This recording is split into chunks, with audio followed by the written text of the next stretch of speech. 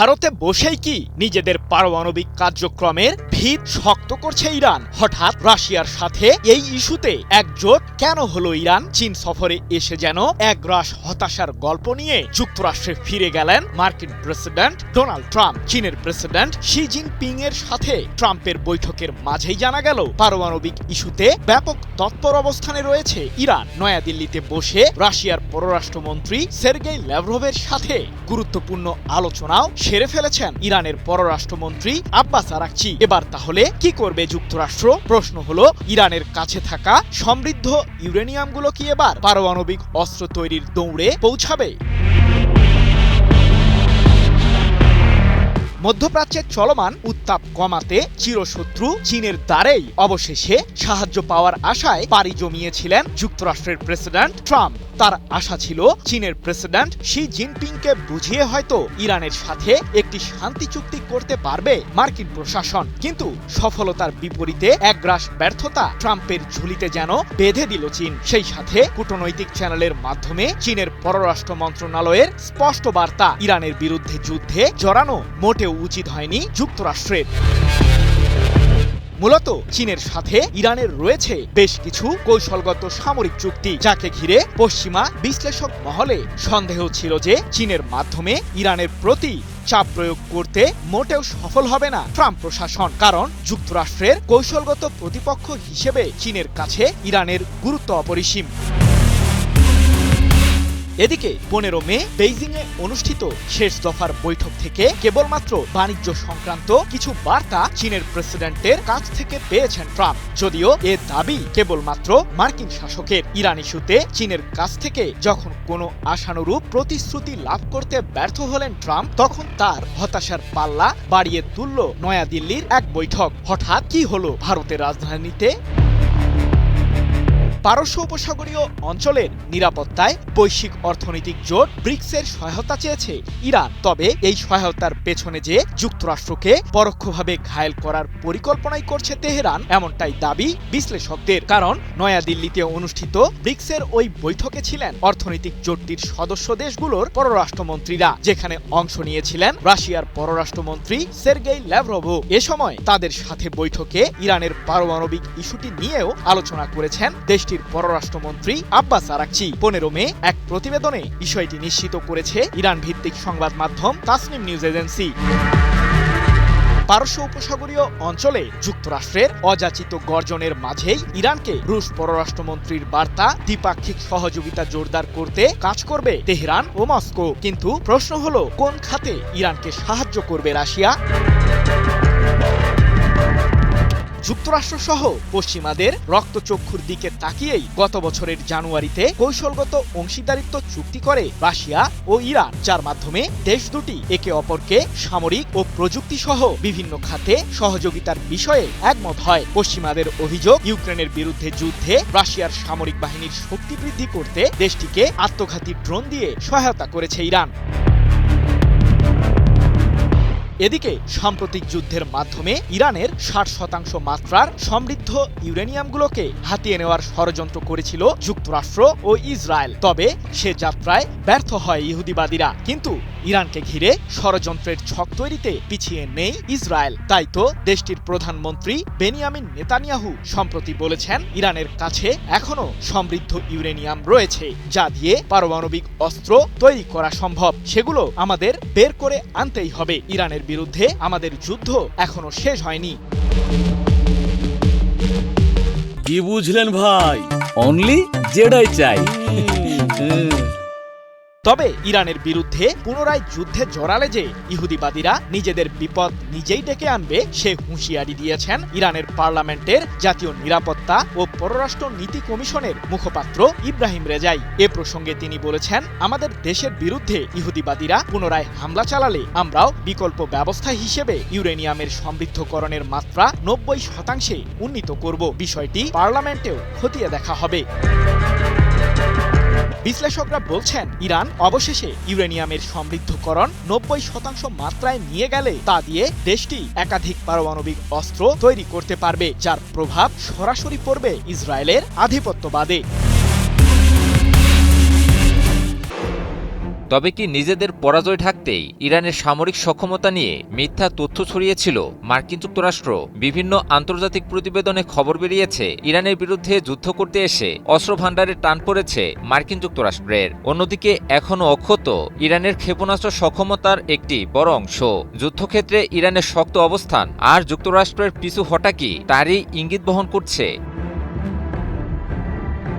Iran ও যুক্তরাষ্ট্রের চলমান সংঘাত নিয়ে সিআইএ ও মার্কিন গোয়েন্দা সংস্থাগুলোর এক গোপন তথ্যের ভিত্তিতে মার্কিন প্রভাবশালী গণমাধ্যম নিউ ইয়র্ক টাইমসের প্রকাশিত এক প্রতিবেদন নিয়ে চাঞ্চল্য তৈরি হয়েছে। প্রতিবেদনে দাবি করা হয়, যুক্তরাষ্ট্রের দীর্ঘমেয়াদী হামলা ও অবরোধ সত্ত্বেও ইরানের 70% ক্ষেপণাস্ত্র মজুদ এখনও পুরোপুরি অক্ষত, যা ইরানের ক্ষেপণাস্ত্র সক্ষমতা নিয়ে করা মার্কিন প্রেসিডেন্ট ডোনাল্ড ট্রাম্পের বক্তব্যের সম্পূর্ণ উল্টো। নিউ ইয়র্ক টাইমসে প্রকাশিত ওই প্রতিবেদনটিতে বলা হয়, গত 9 মার্চ ট্রাম্প দাবি করেছিলেন মার্কিন বাহিনী ইরানের সামরিক সক্ষমতা সম্পূর্ণ ধ্বংস করে দিয়েছে, কিন্তু গোয়েন্দা সংস্থাগুলোর তথ্য অনুযায়ী হরমুজ প্রণালীর পাশে অবস্থিত 33টি ভূগর্ভস্থ ঘাঁটির মধ্যে 30টি ইরান পুনরায় সক্রিয় করে তুলেছে। পাশাপাশি যুদ্ধের আগের অস্ত্র ভাণ্ডারের প্রায় 70%ই অক্ষত থাকার দরুন অত্যন্ত শক্ত অবস্থানে রয়েছে দেশটি। ইরানের এই সামরিক শক্তি পুনরুদ্ধারের ফলে মার্কিন যুদ্ধজাহাজ ও তেলের ট্যাঙ্কারগুলো এখন চরম ঝুঁকির মুখে পড়ে গেছে। আর এ কারণেই মার্কিন গোয়েন্দা সংস্থা ট্রাম্প প্রশাসনকে ইরানে যে কোনো ধরনের সামরিক অভিযানের ব্যাপারে সতর্ক করে দিয়েছে। অন্যদিকে যুক্তরাষ্ট্র নিজেই তার অস্ত্রের মজুদ নিয়ে তীব্র সংকটে পড়েছে। ফলে একদিকে ইরানের পুনরায় সামরিক সক্ষমতা বৃদ্ধি পাওয়া আর অন্যদিকে নিজেদের অস্ত্রের মজুতে টান যুক্তরাষ্ট্রের জন্য চরম হুমকি তৈরি করেছে। সাম্প্রতিক ইরান যুদ্ধে যুক্তরাষ্ট্র প্রায় 1100টি স্টিলথ ক্রুজ ক্ষেপণাস্ত্র এবং 1000-এরও বেশি টমাহক ক্ষেপণাস্ত্র ব্যবহার করেছে, যা তাদের বার্ষিক সংগ্রহের চেয়ে কয়েক গুণ বেশি। এছাড়া 1300-এর বেশি প্যাট্রিয়ট ইন্টারসেপ্টর ব্যবহারের ফলে মার্কিন আকাশ প্রতিরক্ষা ব্যবস্থাও চাপের মুখে পড়ে গেছে। আর এটি মার্কিন কর্মকর্তাদের কপালে চিন্তার ভাঁজ ফেলে দিয়েছে। এদিকে ইরানের ইসলামিক বিপ্লবী গার্ড বাহিনী বা আইআরজিসি সরাসরি ট্রাম্পকে উদ্দেশ্য করে বলেছে, যুক্তরাষ্ট্রের অপারেশন এপিক ফিউরি ব্যর্থ হয়েছে। ইরান বর্তমানে কোনো পরাজিত পক্ষ হিসেবে নয়, বরং বিজয়ী শক্তি হিসেবে শান্তির জন্য 5টি কঠিন শর্ত জুড়ে দিয়েছে। ইরানের শর্তগুলোর মধ্যে রয়েছে লেবানন ও গাজাসহ সকল ফ্রন্টে যুদ্ধ বন্ধ করা, নিষেধাজ্ঞা প্রত্যাহার, জব্দকৃত সম্পদ ফেরত, হরমুজ প্রণালীতে ইরানের সার্বভৌম অধিকারের স্বীকৃতি, যুদ্ধের ক্ষতিপূরণ প্রদান এবং ইউরেনিয়াম সমৃদ্ধকরণের অলঙ্ঘনীয় অধিকার। আমি ভরসা রাখি হিরন স্মার্ট ওয়াটার পিউরিফায়ারে। বিশেষজ্ঞরা বলছেন, ট্রাম্প প্রশাসন ইরানের এই শর্তগুলোকে প্রত্যাখ্যান করলেও ওয়াশিংটন বর্তমানে এক কৌশলগত অচলাবস্থায় রয়েছে। একদিকে ইরানের পুনরায় শক্তিশালী হয়ে ওঠা, অন্যদিকে যুক্তরাষ্ট্রের অস্ত্রের মজুতে টান, সব মিলিয়ে এক অস্থির বেড়াজালে আবদ্ধ হয়ে গিয়েছে মার্কিন যুক্তরাষ্ট্র। মিসাইলের গর্জন দেখিয়ে কি ভারতকেই জবাব দিল পাকিস্তান? কতটা শক্তিশালী পাকিস্তানের নতুন ক্ষেপণাস্ত্র ফাতা-4 সামরিকভাবে আরো শক্তিশালী হয়ে উঠছে পারমাণবিক শক্তিধর দেশ পাকিস্তান। সম্প্রতি বিশেষ একটি ক্ষেপণাস্ত্রের পরীক্ষা চালিয়ে উত্তাপ ছড়ায় ভারত, যেই ঘটনাকে কেন্দ্র করে বিশ্লেষক মহলে গুঞ্জন ওঠে যে আন্তঃমহাদেশীয় ব্যালিস্টিক মিসাইল আইসিবিএম এর সফল পরীক্ষা চালিয়েছে ভারত। তবে কি পাকিস্তানের ক্ষেপণাস্ত্রটিও আইসিবিএম মডেলের? প্রশ্ন হলো, নতুন এই মিসাইল দিয়ে কতদূর পর্যন্ত হামলা চালাতে পারবে পাকিস্তানের সামরিক বাহিনী?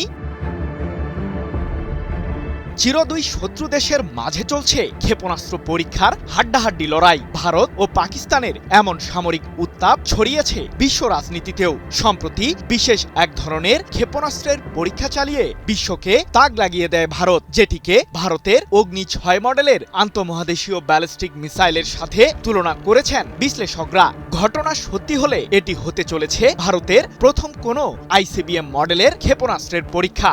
রাশিয়া, চীন, উত্তর কোরিয়া ও যুক্তরাষ্ট্রের পর পঞ্চম দেশ হিসেবে এই মিসাইল তৈরির দৌড়ে প্রবেশ করতে চলেছে ভারতও। তবে প্রশ্ন হলো, একটি সাধারণ ক্ষেপণাস্ত্রকে কিভাবে আইসিবিএম মডেলের মিসাইলের সাথে তুলনা করা যায়?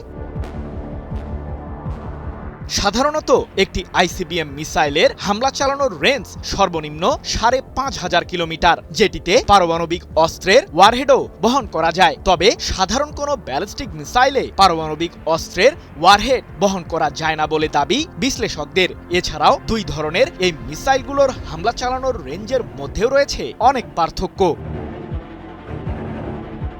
যুক্তরাষ্ট্র, রাশিয়া, চীন ও উত্তর কোরিয়ার কাছে ১২,০০০ কিলোমিটার রেঞ্জেরও বেশি এলাকা জুড়ে হামলা চালানোর জন্য প্রয়োজনীয় আইসিবিএম মিসাইল রয়েছে। তাই তো বিশ্লেষকরা বলছেন, ভারত সফলভাবে আন্তঃমহাদেশীয় ব্যালিস্টিক মিসাইলের উৎক্ষেপণ করলে সেটিও কমপক্ষে ১০,০০০ কিলোমিটার এলাকা জুড়ে তাণ্ডব চালাতে সক্ষম হবে।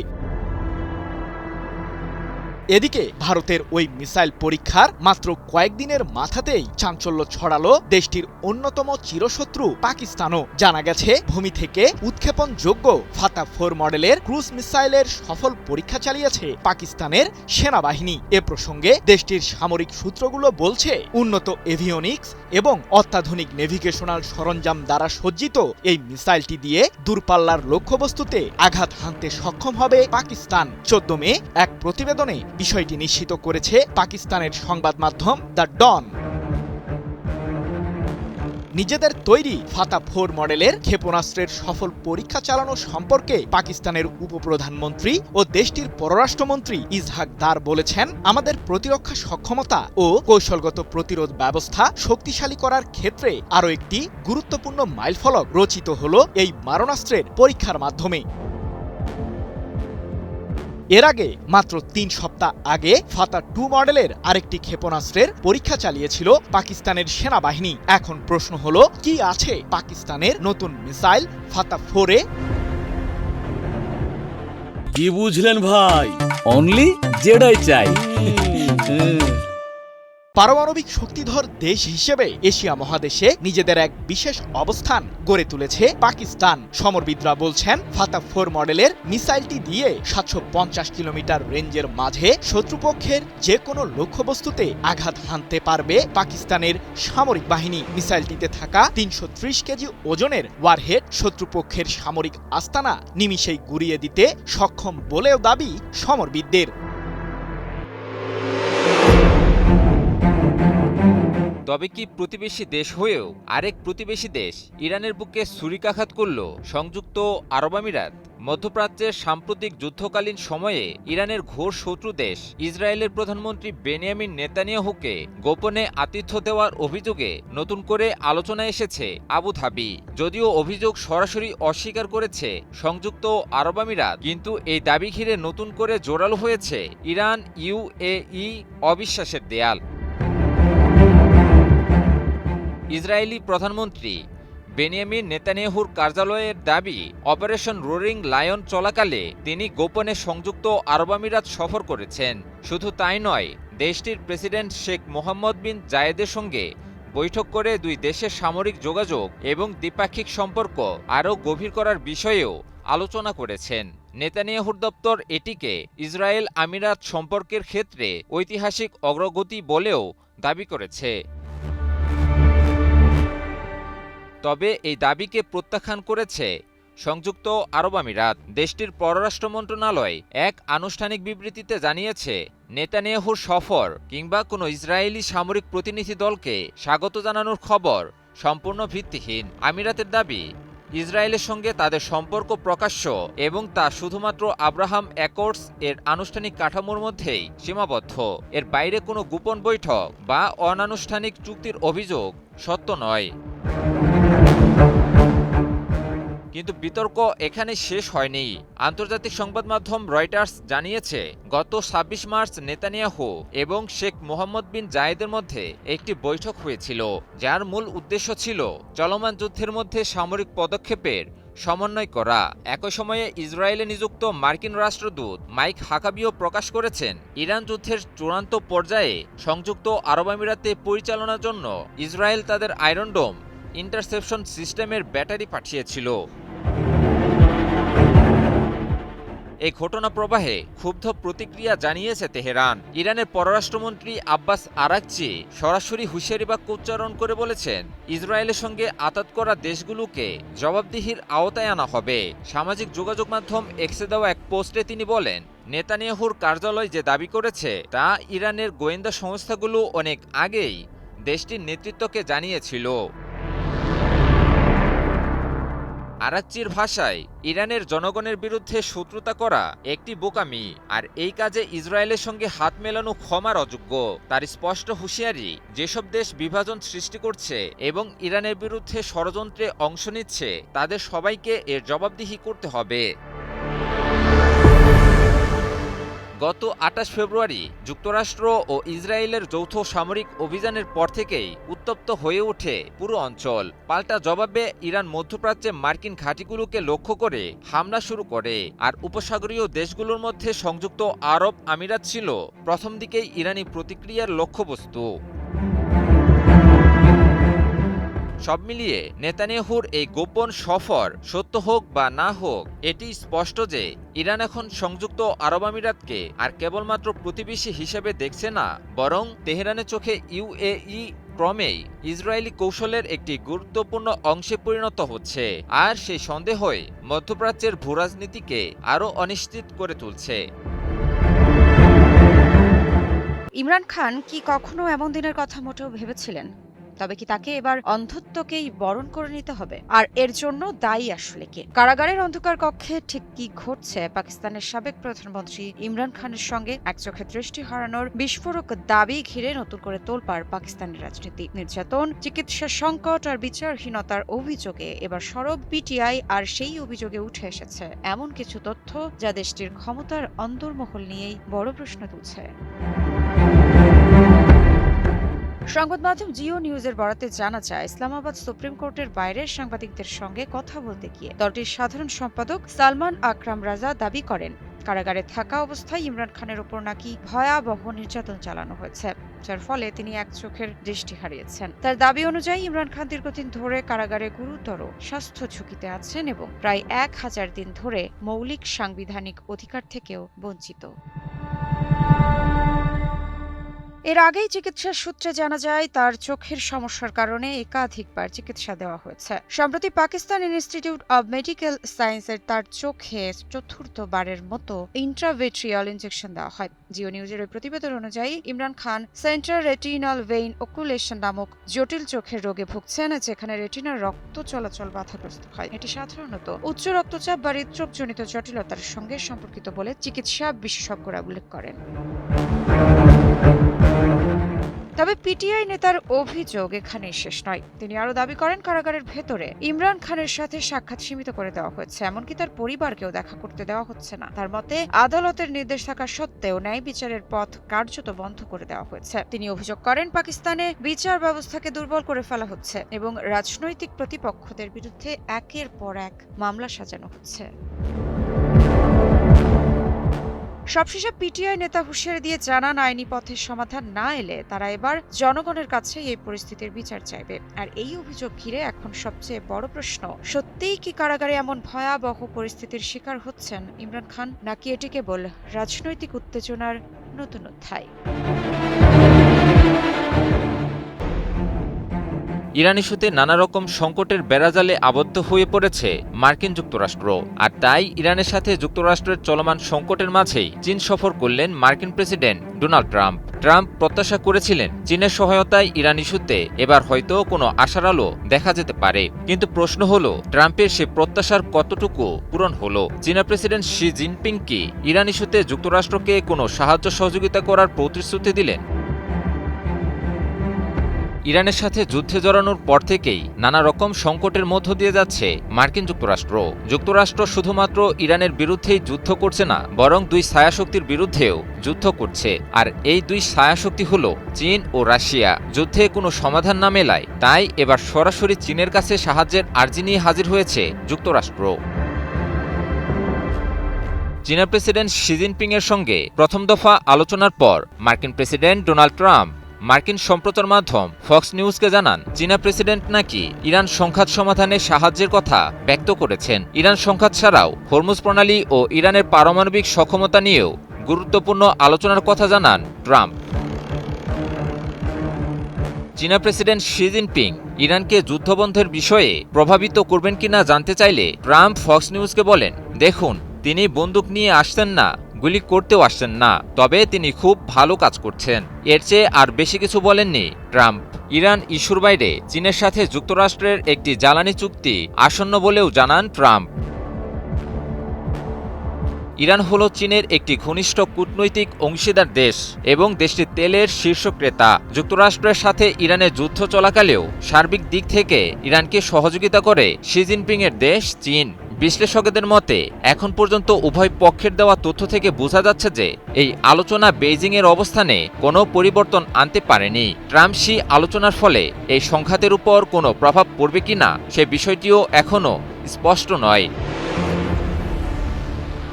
স্থানীয় সময় শুক্রবার সকালে চীনের পররাষ্ট্র মন্ত্রণালয় থেকে দেয়া এক বিবৃতিতে ইরানের প্রতি বেইজিংয়ের অবস্থানের ধারাবাহিকতার ইঙ্গিত দেয়া হয়। বিবৃতিতে বলা হয়, ইরান পরিস্থিতি নিয়ে চীনের অবস্থান খুবই স্পষ্ট।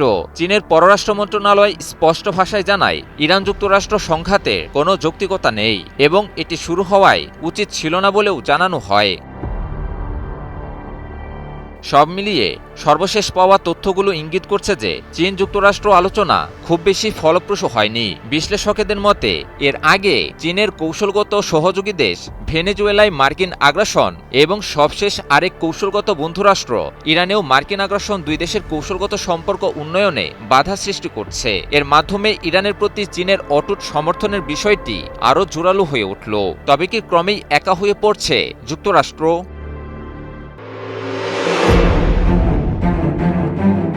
ইরান জানে আসন্ন যুদ্ধে বিশ্বের সবচেয়ে শক্তিশালী সামরিক শক্তির অধিকারী মার্কিন যুক্তরাষ্ট্র তাদের কাছে হারবে, আর এই আত্মবিশ্বাসী ইরানকে করে তুলেছে অজেয়। মধ্যপ্রাচ্যে যুক্তরাষ্ট্রের নিশ্চিত পরাজয় যে ইরানের জন্য গৌরবের তার বলার অপেক্ষা রাখে না। ইরানের পক্ষ থেকেই এসেছে সর্বকালের সাহসী বার্তা। ইরানের কাছে যুক্তরাষ্ট্রের পরাজয় ইতিহাসে স্বর্ণাক্ষরে লেখা থাকবে। দেশটির এত আত্মবিশ্বাসের কি উৎস সেটা অনেকেরই কৌতূহলের কারণ। কি করে এত বড় বড় হামলার পরও ফিনিক্স পাখির মতো বারবার ডানা মেলে দেশটি, সেটিও বিশ্বজুড়ে আলোচনার বিষয়।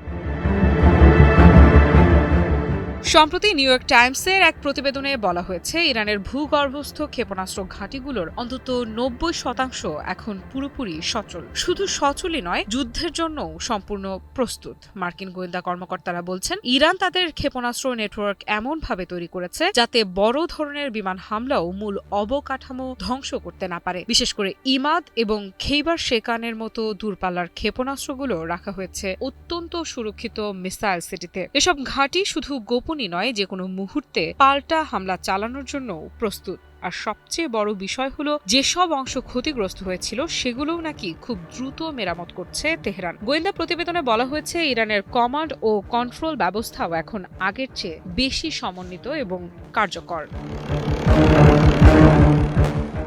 যে দেশটি যুদ্ধের রেশ কাটতে না কাটতেই নিজেদের ধ্বংস মেরামত করে শত্রুকে ধ্বংস করার জন্য প্রস্তুত হয়ে ওঠে, সে দেশ আত্মবিশ্বাসী না হলে আর কোন দেশ হবে? যেখানে বিশ্বের অন্যতম পরাশক্তি ইরানের পাল্টা হামলায় নিজেদের সামরিক সক্ষমতার প্রায় অর্ধেক খুইয়েছে। আগের মতো সক্ষমতা ফিরে পেতে মার্কিন যুক্তরাষ্ট্রকে অপেক্ষা করতে হবে 3 বছরেরও বেশি সময়। এদিকে পুরো দমে প্রস্তুত ইরানের ভূগর্ভস্থ ক্ষেপণাস্ত্র ঘাঁটি। তাই তো ইরানের সেনাবাহিনীর chief of staff rear admiral Habibullah সাইয়ারি স্পষ্ট কণ্ঠে উচ্চারণ করলেন, ইরানের বিরুদ্ধে যুদ্ধ শুরু করে যুক্তরাষ্ট্র শেষ পর্যন্ত চূড়ান্তভাবে পরাজিত হবে, আর সেই পরাজয় ইতিহাসে লেখা থাকবে স্বর্ণাক্ষরে। সাইয়ারির দাবি, ইরানি জনগণের ঐক্য, সশস্ত্র বাহিনীর সাহসিকতা এবং প্রতিরোধের মনোভাবই যুক্তরাষ্ট্রকে পরাজিত করবে। তার ভাষায়, ইতিহাসে বহু শক্তিশালী সাম্রাজ্যের পতন হয়েছে, আর ইরানের বিরুদ্ধে যুদ্ধ করেও যুক্তরাষ্ট্র একই পরিণতির মুখোমুখি হবে। এরপরেই তিনি তুলে আনেন ইরানের সামরিক শক্তির আরেকটি গুরুত্বপূর্ণ অধ্যায়। প্রথমবারের মতো ভূমধ্য সাগরে ইরানি নৌবাহিনীর উপস্থিতির কথা স্মরণ করে তিনি বলেন, আয়াতুল্লাহ আলী খামেনির নির্দেশনায় সব বাধা উপেক্ষা করেই সেই অভিযান পরিচালিত হয়েছিল। যখন ইরানি যুদ্ধজাহাজ বাব আল মান্দা প্রণালী এবং লোহিত সাগর অতিক্রম করছিল, তখন শত্রুপক্ষ আতঙ্কে মৌমাছির মতো গুঞ্জন শুরু করেছিল। এই মন্তব্যের মাধ্যমে তিনি বোঝাতে চেয়েছেন, ইরান এখন শুধু আঞ্চলিক শক্তি নয়, আন্তর্জাতিক সমুদ্রপথেও নিজেদের উপস্থিতি জানান দিতে প্রস্তুত। আমি ভরসা রাখি হিরন স্মার্ট ওয়াটার পিউরিফায়ারে। সায়ারি তার বক্তব্যে যুক্তরাষ্ট্রের অতীত সামরিক হস্তক্ষেপের কথাও স্মরণ করিয়ে দেন। তিনি বলেন, ভিয়েতনাম থেকে শুরু করে ভেনেজুয়েলা বিভিন্ন দেশে যুক্তরাষ্ট্র হত্যা, অভ্যুত্থান এবং অন্তর্ঘাতমূলক কর্মকাণ্ড চালিয়েছে নিজেদের স্বার্থে, কিন্তু ইরানের ক্ষেত্রে সেই পরিকল্পনা সফল হবে না বলেও দৃঢ় দাবি করেন তিনি। মধ্যপ্রাচ্যের সংঘাত এখন আর শুধু সীমান্তের লড়াই নয়, এটি হয়ে উঠেছে শক্তির, প্রভাবের এবং টিকে থাকার এক ভয়ঙ্কর ভূ রাজনৈতিক যুদ্ধ। আর সেই যুদ্ধের মঞ্চে ইরান এখন প্রকাশ্যেই বলছে, যুক্তরাষ্ট্রকে হারানোর জন্য তারা সম্পূর্ণ প্রস্তুত।